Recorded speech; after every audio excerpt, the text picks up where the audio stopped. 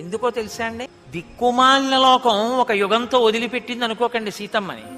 ఇంత పరీక్ష రామచంద్రమూర్తి ఎక్కడంటారో రేపొద్దున్న నా భార్యనని అలంకారాలు చేసి తీసుకురండి అన్నారు. ఎగబడి చూశారు ఆవిడ్ని.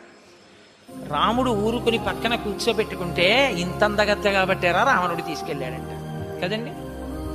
ఈ మాట అంటారని ఇన్ని నెలల తర్వాత భార్యని చూసినా ఆయనకి తెలుసున్నా ఆవిడ ఎటువంటిదో, లేచి కపాలన చేతులు పట్టుకుని ఆవిడ కళ్ళు తుడవాలనున్నా, ఇవాళ నేనొక్క 5 నిమిషాలు తొందరపడితే జీవితాంతం నిన్ను లోకమనే మాటలకి నీ మీద నాకున్న ప్రేమ వలన ముందు నేను ఏడవలసి వస్తుంది సీత.